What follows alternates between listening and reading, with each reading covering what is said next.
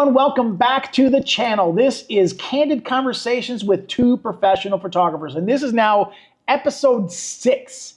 Episode 6, which this just started with like just an idea. Right. Hey, we were bored during the winter time. Let's just have a conversation and just talk about, we threw a whole bunch of ideas to talk about inside of the bucket, and here it are 6 episodes later. I feel like I would like to keep doing this according to our schedules. Right. And once we get to like episode 25, I feel like we should just like start a separate channel for Candid Conversations. Sounds like a plan. And I feel like, why not? Because if it's We're going to give away a free car? No. Unless you're going to supply it, because I ain't. Be a little matchbox. All of the questions that we have and all the topics that we talk about come from the bucket right here. Bill goes to his knowledge of information and things that he sees happening in the industry when it comes to topics and trends and things bad that have happened in the industry and things that have happened good in the industry. So we put him inside of the buckets, and he doesn't know what I put in there, and I don't know what he put in there. So it's always like a surprise when it comes to that. So remember to like the channel, hit that subscribe button, and all of Bill's information. Bill has his own channel, Wild Bill, by the way. This is Bill Russell, photographer, by the way. So Raw Exposure is his channel. I'll put all of his information down the bottom there also. So if you guys have any ideas or topics that you guys would like to have answered, put them down in the comments down below. So, all right, we're going to start with you. Okay. You can go first. All right. Let me mix it up a little. I threw some stuff in there. I saw that. Hopefully I didn't put any blank pieces in there. I cut them up late last night. That means you have to wing it. Yeah, right. I'll just have to. Oh, okay. I think we did this one. Doing a bridal show with only 2 or 3 weddings, good or bad? Bad. In what way? I don't think you have enough work to show your worth. Good point. And that's not saying being negative. It's not. That's just being it's truthful. not No, it's not a negative thing at all. It's you want to show a plethora of your work. Yeah. Low lighting, natural lighting, and everything in between. Yeah. If you just have 2 or 3 weddings, you're kind of limited there. Yeah. Yeah. Different scenarios. Sure. Different scenes. Different people. That might be helpful. Different scenarios, inside, outside, natural light, flash. Yeah. Everything else like that.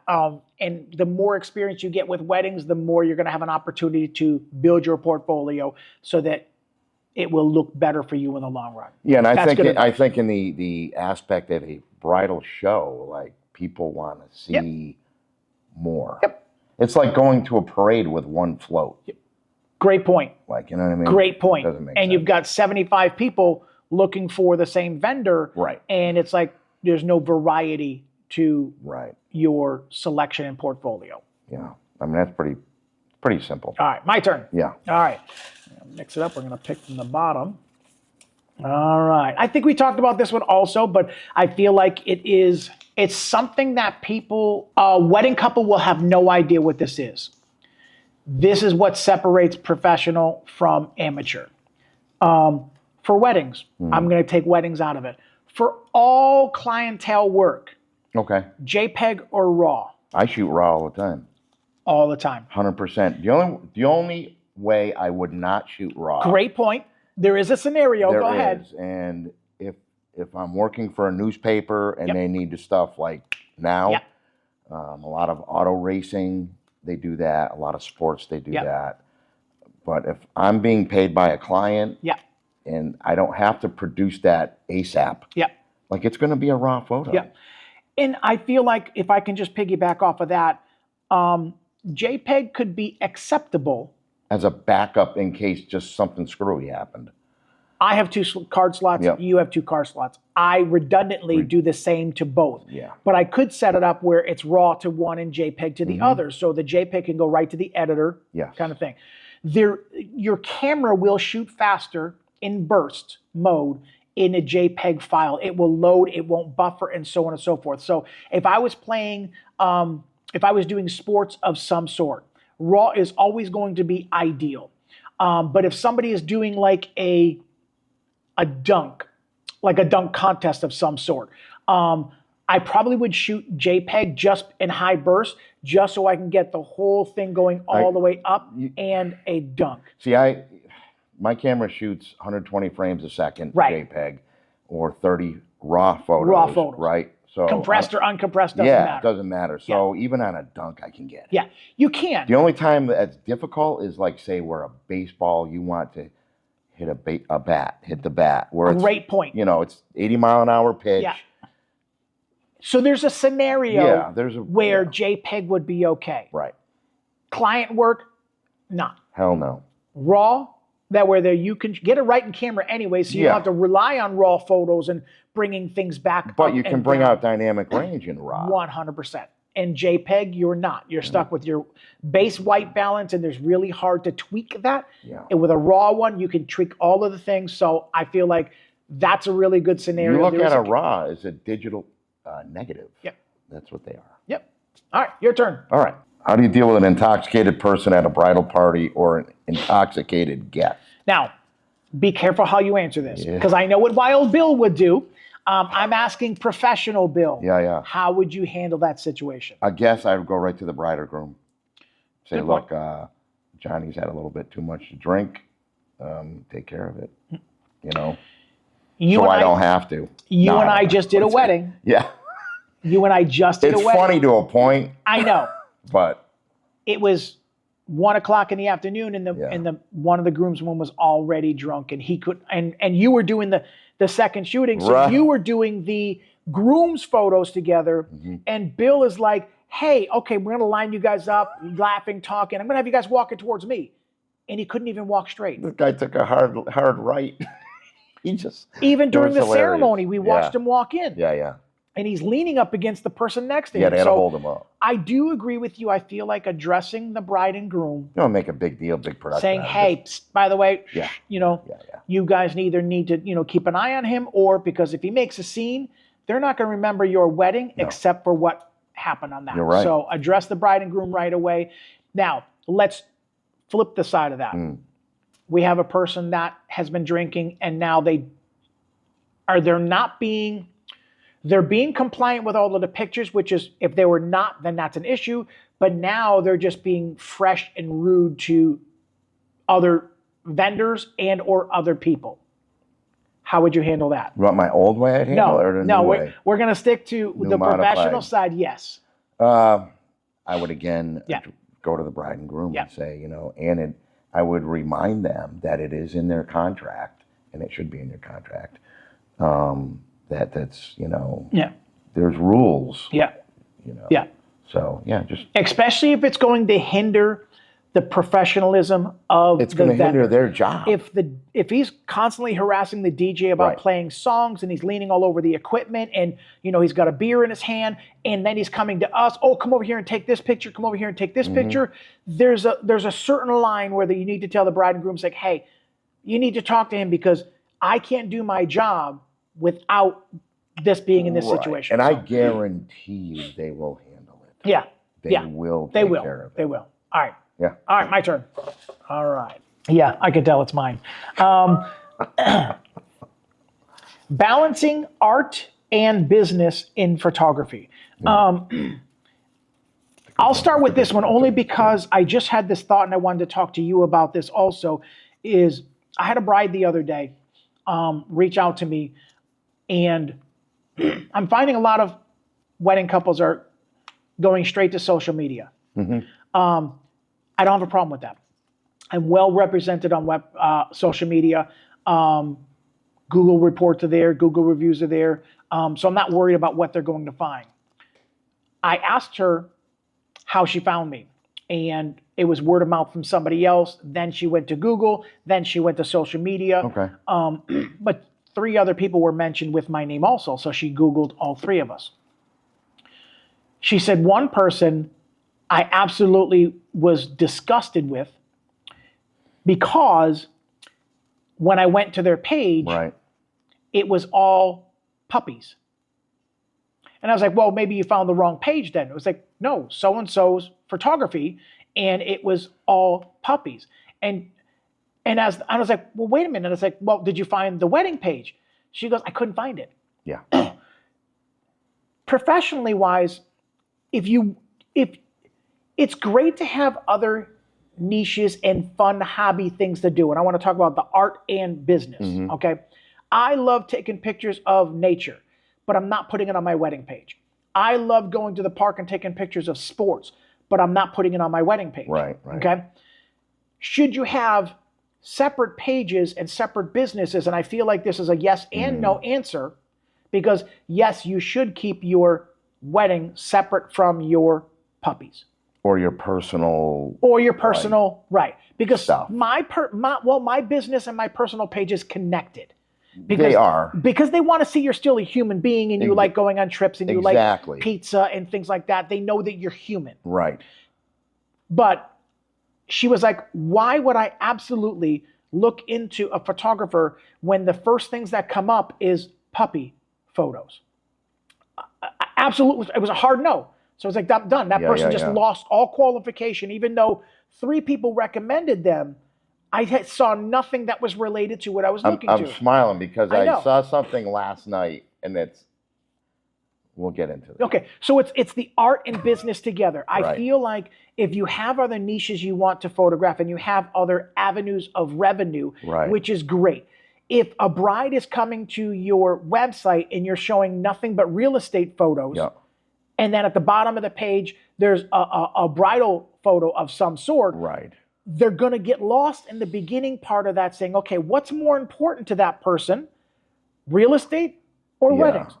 When you come to my website, you see nothing but weddings. Right. But there's a tab at the top for services.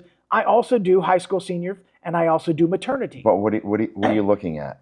Exactly. Your website. Yes. So that's my feel on that. If you're going to promote yourself as a wedding photographer, your wedding page should be all weddings, not puppies, not real estate. Even though that's other avenues you do, that's great. But the people that are looking for you need to figure out, same thing. If somebody's looking for real estate and there's nothing but wedding stuff on your thing, it's like, okay, well, it doesn't seem like he's interested in real estate. So what's your thought? I agree. And that's why having a website as opposed to just social media. Because when you do social media, to my knowledge on Instagram, you can't page that stuff. Like, you know what I'm saying? Yeah. So it takes your last post and that's your photo. And if you scroll down, you'll get to whatever. Eventually. But if you have a website and it's got, like you said, tabs, like weddings, whatever, families, whatever you do, I think, and that's why I think the website is golden. I agree. Right. And I feel like, what about having a separate Instagram for weddings, separate Instagram for puppies, separate Instagram for realty? Now, before you and I've talked about this before. Should they all be named the same, or should there be 5 separate businesses that you do? The trouble with that is, to run a legit business, you got to have a business license in your town. So are you registering those businesses? All 5? Most probably not. You know. Good point. Business insurance. That's another topic. Like, there's a lot of little legalities, liabilities. But before I forget, on what you just said, somebody's looking for a college senior photographer, and somebody was naming people, and I clicked on one of the names, and what came up is this dude in his gym shorts and like some scantily clad, and that was your photographer. Wow. And I was like, what? Like, so that kind of, like, along with your puppy thing, it's like, who, like, you know. Great point. It wasn't some guy dressed in a nice shirt with a camera, whatever the case is. It was kind of weird. You've got 3 to 5 seconds.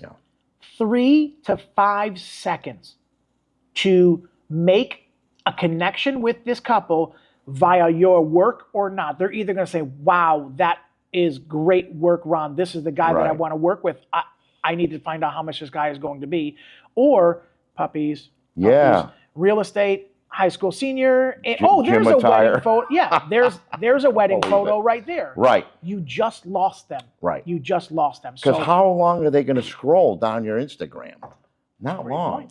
Great point. You know, Great point. our photography mini sessions, 5 to 10 minutes, the fast food of photography, and are they just a cash grab?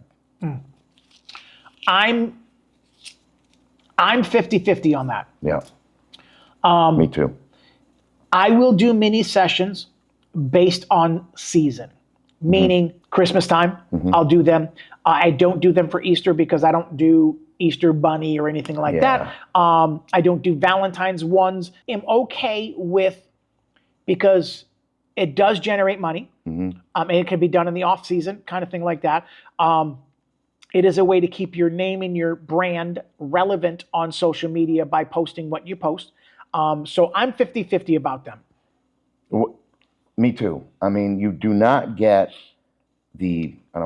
when I deal with a client, I like to know the client, right? I like to talk to them. I like to get their kids, make them feel comfortable. Sometimes can't do that in 5 minutes. I did a family shoot. 3 out of the 5 kids were maniacs and they were sick and crying. And so it took a while, you know? But that session was 1 hour long.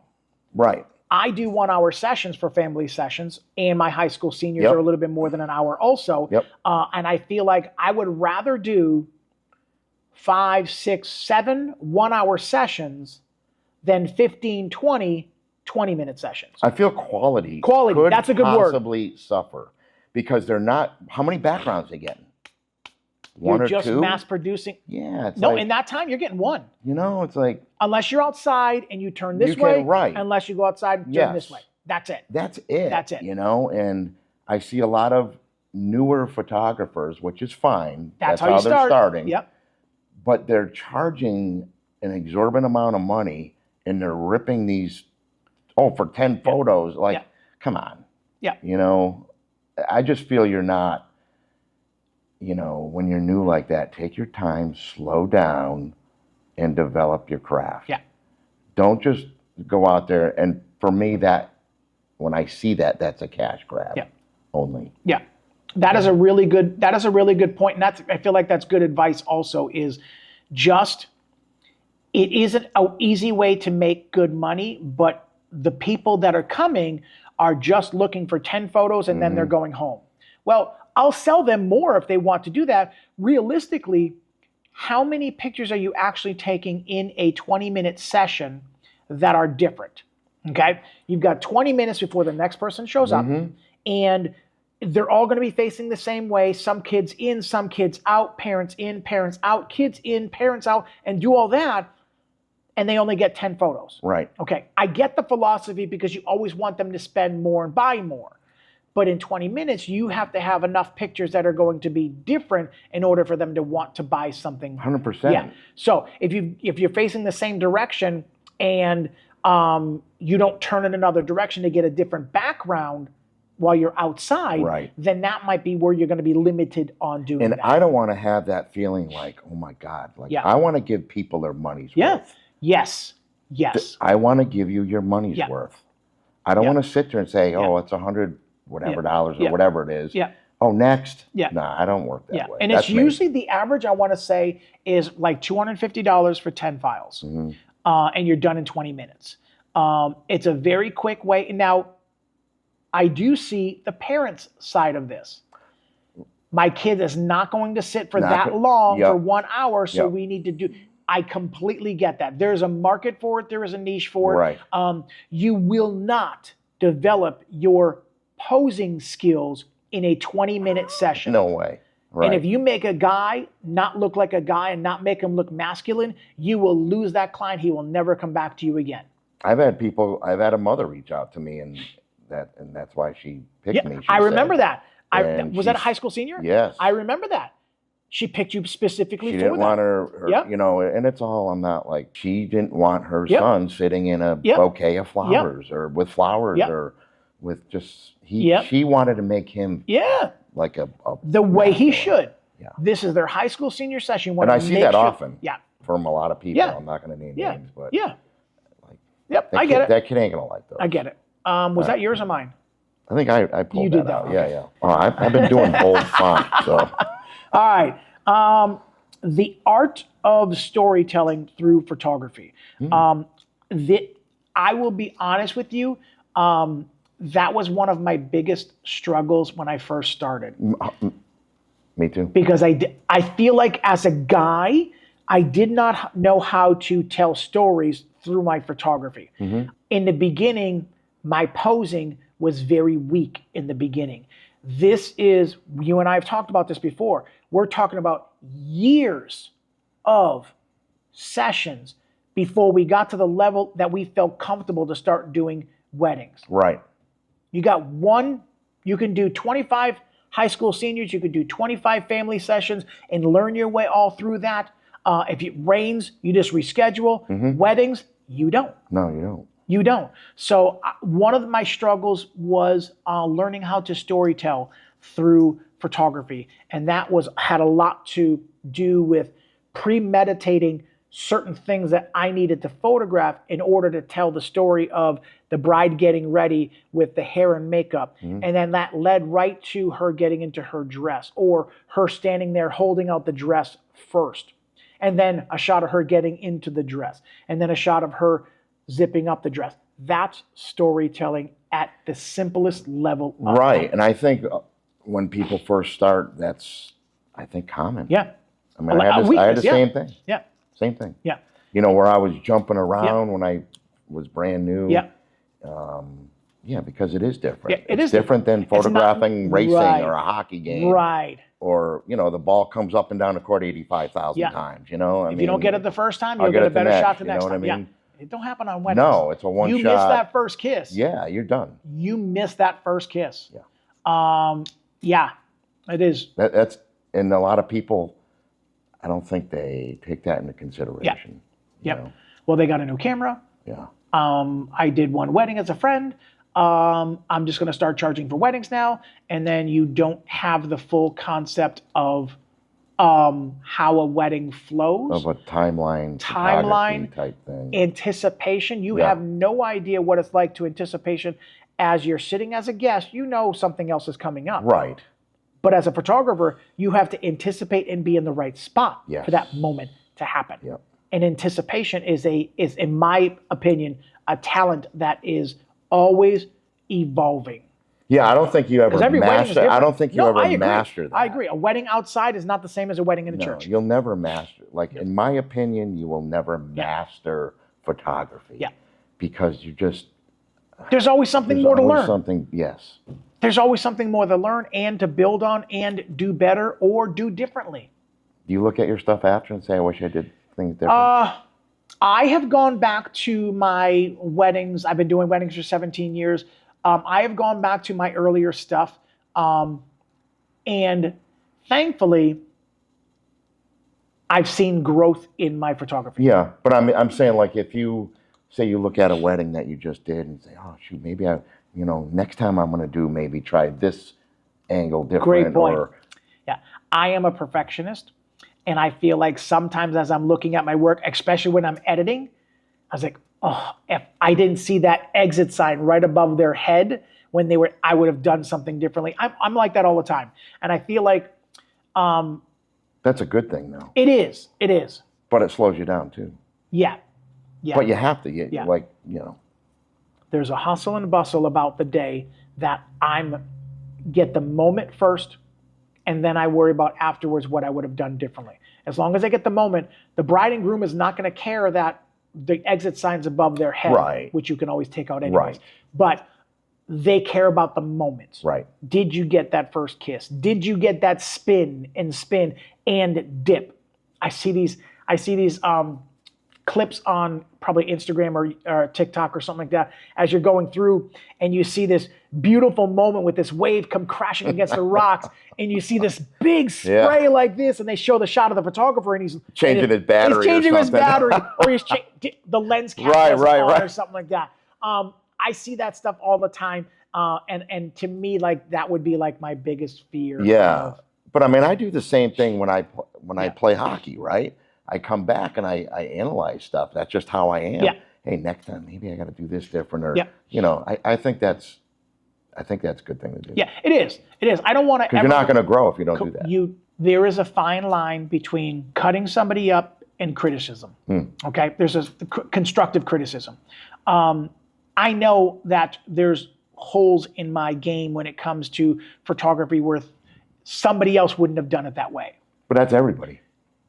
Okay, there's always going to be somebody better than you. Yeah. So if you're going to come and say stuff about my photography, you better make sure that, I better not see a chalkboard picture on your Instagram with a stick figure.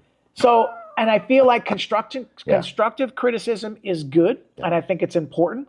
I can say something to you, you can say something to me, because we have a friendship and a professionalism between us where I know that, hey, Bill, maybe next time you could have done this instead of this, kind of thing. And we know that we can say stuff like that because we mean well. I mean well. And, we have ideas, different ideas. So some ideas they just don't work. Yeah. They just don't. Yeah. But you're envisioning something that just doesn't work, but you'll come and say, hey, maybe we'll try it this way. Yeah. And it'll work. So, it's kind of cool. Yeah. And I want to end on this with, be careful commenting on other people's photography work.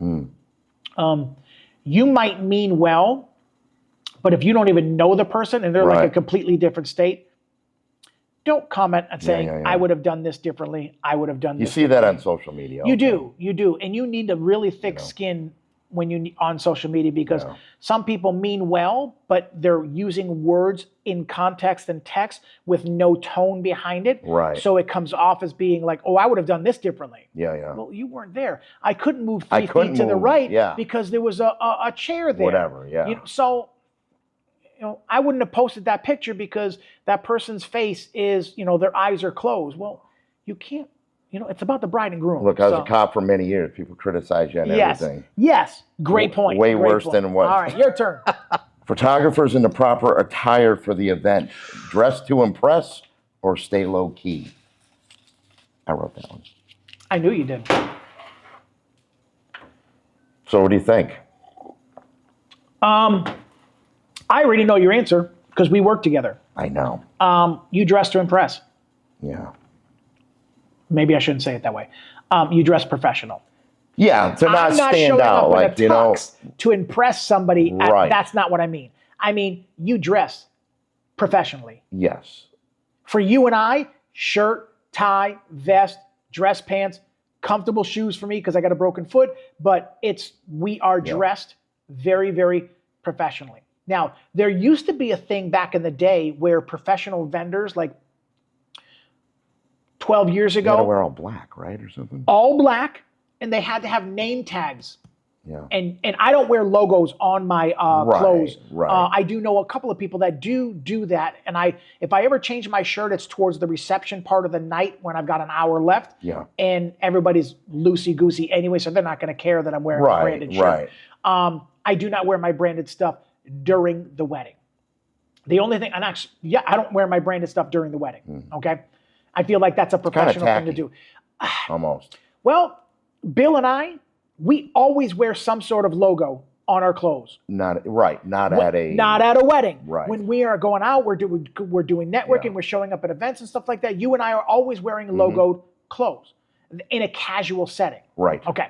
So, what would be the worst horror story I've ever heard was a bride was complaining, but it was the guests that were complaining about the wedding. The photographer was there doing her job. It was in a older church, so churches echo. You drop one thing. You drop a lens cap, it's like... A lens cap, it is like... It's nuclear. Everybody hears it. I heard another story, and the vendor's going to laugh when he's watching this. The kneeler that he was resting up against while he was doing his job fell down. Big, loud bang. So this person I always go back to is Echoey Church. She was in the middle aisle, and she wanted to go to the other side to get a shot from a different angle, and she was wearing flip-flops. Oh, no. So the second I said flip-flops, what did you hear? All the way through from one side to the other. So they were so distracted by... She didn't try to like ninja walk and kind of, wow. She Holy just walked smokes. with her flip-flops Yeah, I can't on do and just walked from side to side. And the whole 45-minute session, everybody heard everywhere that she was because of the flip-flops. I have comfortable shoes, and Yeah. even with my shoes, Yep. because my foot's screwed up Yep. too. Like, I had surgery. And I still walk Yeah, like you don't want ninja to. style. You don't want to be Yeah. squeaking and clapping. You got to watch and your cameras, cameras as you're walking between the pews because they'll clobber bang one of wood. them, and like you Yeah. said, that's like a gunshot Yeah. goes off. I feel like dressing professionally it's just good for the industry, and it's just good for presence-wise in there. I did a wedding one time, and the videographer showed up in, like, how do I say it? Almost like very off-white, almost like very tan pants. Not a big deal. The shirt was just as tan, but it had red splotches, like almost like paint splotches, but not paint. It was a designer shirt kind of. Yeah. Blue, yellow, red, black, orange, like all over the thing. And he's a professional vendor. Yeah. You saw where he was the whole entire time. To me, that's like you want to blend. You don't want to stand blend. out so bad Yeah. that everybody's going Yeah. and not paying attention. Yeah. Now, also, if you're doing a country wedding, you don't want to be wearing a 3-piece suit. Great right? point. You want to blend into Great point. To the if they're doing aesthetics or atmosphere. If they're doing a 70s disco theme, Yep. you don't want to look like the Godfather. Yep. Right. So Yep. you kind of have to, like you were saying, Yep. blend into whatever Yep. they're doing. Great hypothetical situation.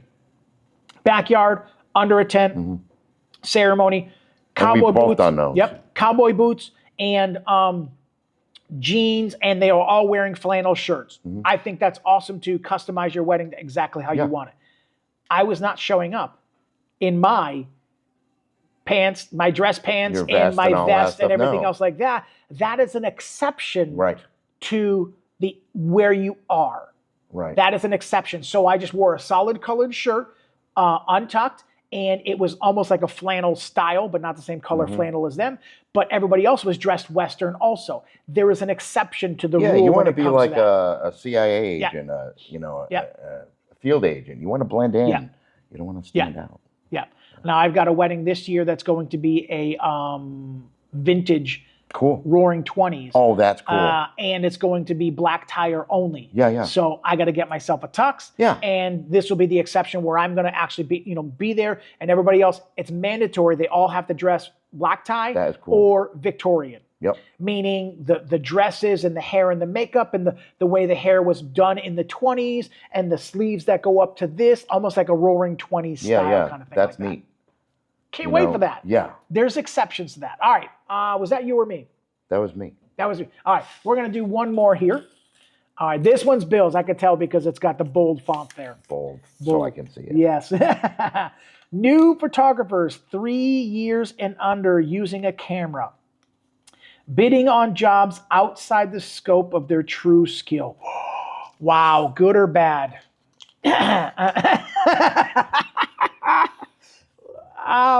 New photographers, 3 years and under, bidding on jobs outside of their scope.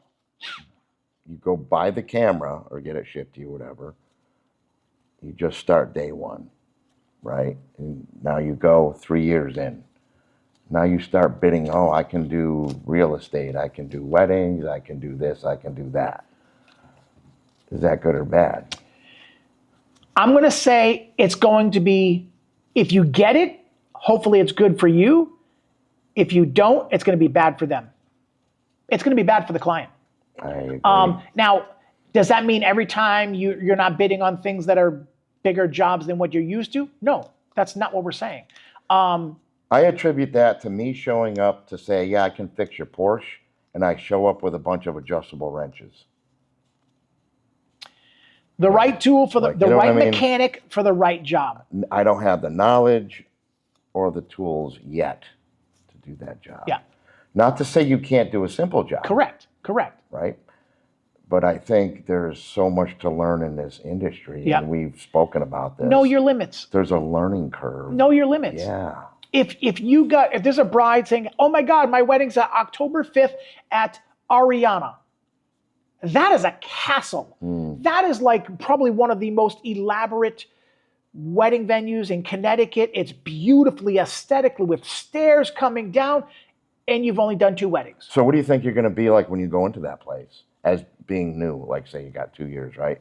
You're going to be more like, and you're not going to focus on what you need to focus on. Good point. But you're also going to be very overwhelmed because of that. I already struggle with going to venues, trying to figure out where I'm going to shoot, and I've been doing this for 17 years, because a lot of times I try not to. Sometimes I'll do a wedding in the same. You don't want to shoot the same place twice. Thank you. That's what I was trying to go with that. And I also try not to shoot where everybody else is shoots. Shooting, because you get the same thing. And I know they picked the venue because of that cubby hole in the stairs. But you can do a couple like that. You can, but then change it up. You and I have been big proponents from this beginning. Change it up. Make it your own. Make it something according to them. Still get the safe shot in there, but I think we're getting sidetracked. Don't bid on jobs that are bigger than you are capable skill of doing. Level wise are able to do. Yeah, I mean, you got to be careful. Because it will be bad. If it ends up going bad, it's going to be bad for the client, which means they can't redo that day. And then when they go do that review and they give you 1 star because your camera failed or you had no idea what you were doing and we didn't find that out. And then it ruins it for the rest of photographers in general. Because that couple is going to be hesitant to, next time they need a photographer, they're going to be like, you know what I mean? So. I had a series of pictures in my phone, and I saved them as JPEGs. When that bride reaches out to me, I get them on the phone. Hey, do you have 2 minutes to chat? Let's talk on the phone. They hear my voice. They hear my personality. They've already seen my website because the inquiry already came in. Right. I'll say, do you have any questions? Oh, really? Don't have any questions right now. Okay. I send them, it's 4 slides. And the title of it is, this is what you should be asking your photographer. And I had one bride, and I sent them all 7 of the pictures, and it's just this is what you should be asking your photographer. And I'm gonna get to the very first question is, oh my God, and you say this all the time when we do the shows, you need to be asking your photographer how many weddings they do per year. Right. On their own, not as a second shooter, it doesn't count. Right. You need experience with on your own, meaning you have the responsibility of getting the inquiry, getting the job, doing the job, and then start to finish, and then you're editing, and then you're delivering, and that is the whole gamut. How many weddings have you done like that? And it's just 10 questions. What made you pick that, venue? Why are you? When I was done, and it's at the title of it is, this is what you should be asking your photographer. I get a phone call back, and she goes, hey, Ron, I got a couple of questions now. So she started asking me the questions that were on there. It's just because they don't know. They don't think of it. And I don't do that because I already know the answers to them. Right. This is just information so that they know that they're educated to know what they're supposed to be asking, because a lot of them, they're like, they don't know. I don't know. They don't know. They don't know. And they're not supposed to. They've never been married before, or they were married 30 years ago, and this is their second marriage. Right. Nothing wrong with that. Right. Things are different now than they were 20 years ago. I didn't pull it out of the hat. That's right. Of the bucket. A lot of these photographers know business insurance. Ooh. I wanted to touch on that because that is a really good. You have a lot of people out there that are doing these. I'm going to have to add that to my list because that is not on the list. Does your photographer have insurance? What happens if somebody gets hurt because your light stand fell over and bonked them off the head, or they tripped over your whatever they did? You know what I mean? I have been running into, every once in a while, the venue. Make sure you have. Is asking you for an insurance binder from your insurance company, verifying you have insurance. Right. So, and then they scan that, and now it's on the file. So every time I go back to that venue, it's the same insurance. It's been renewed, and that's it. And I think this kind of legitimizes. Wow, I didn't see that coming, Bill. Businesses. I didn't see that coming. That's a really good one. Thinking about it the other night. That is a really, really good one. A lot of these people that want to do weddings, they buy the camera. They got 5 years in, and well, do you have business in this case? What if somebody gets hurt? So, would you recommend to a bride? Now, both of us have insurance, so it's easy for us to say, yeah, they shouldn't hire somebody without insurance. But having peace of mind, and I always tell people right at the bottom of my thing, here's the quote of all the stuff that I'm going to do for your wedding day. Right. Your deposit is X, and then another payment is due X, and then your final payment is due 4 weeks before your wedding. We are fully insured. Please let us know if you need an insurance binder for you or your venue. Mm-hmm. All in writing right at the bottom of my proposal that I send out to them. I tell them ahead of time I have insurance. Yeah. Because they're not asking. Right, and I think that's an important thing. I agree 100%. Now, I fly drones, right? So what That's special insurance. I have. You have a license? I'm licensed. And that's Part 107, Part right? 107. Yeah. They're all registered. It's on the insurance that I do that. Yep. You just don't know. Yeah. There's too many uncertain things, right? Yeah. So I think that's an important thing. I agree. And yeah, I mean, it's a lot of the people are flying out of the seat of their pants, and they don't have that. Yeah. And God forbid something happens. And insurance is a deduction at the end of the year. You should not be functioning your insurance, your business without a business insurance. So before anybody says, oh my God, that's so expensive, think about it's going to be anywhere between $500 to $1,000. Right. Okay? So ballpark, because it depends on where you are, what you're insuring, and what you're doing for your insurance. Now, my studio is all under the umbrella of my insurance. Right. Okay? So I'm covered anywhere inside of here. Right. But also, what you were talking about is when you get to that venue and Uncle Bob bumps into your stand and it falls over in, let's just say it doesn't even hit somebody. Well, okay. Let's not even say that. Let's just say it falls on the ground and it breaks. It's an AD 400 or a 600. It was up against the wall and somebody bumped into it and it fell down. Your insurance will cover that. Right. Worst case scenario, it hits somebody. Now, you and I both use AD 200s. They're not heavy. Right. Okay? So if somebody hits it the right way, it will fall and it might bump somebody, but I don't think it's going to break anybody. It's going to break the product more than anything else. Right. But the fear of that happening, I feel like is a bride and groom should be very, very careful to make sure that whoever they hire, your DJ and any one of your vendors should have business insurance. I agree. You know, and like I was saying earlier, I do some real estate stuff and with my drone, and if I'm not licensed, the real estate agent can be fined as well. Ooh. Now, so I don't know how that would work with. Correct me if I'm wrong. Like, I don't know. Can a real estate agent use drone footage that is not licensed drone pilot? To my knowledge, no. You're not supposed to hire because it's it's business related. Business related. Okay. You know? I mean, you can, but you're also risking you're going to get jammed up. And some of these fines are like astronomical. Yeah. Yeah. Astronomical. Yeah. Like I would never take that chance. So I don't know how that would work for a wedding venue. As far as say they had a drone person, would the venue be liable somewhat if they had somebody there flying a drone without a license? I don't know. That's a good point. I feel like that's a gray area. I feel like let's just stay out of that, because the whole point is I don't care what insurance you have to cover whatever you have. Make sure you have something to cover whatever you have.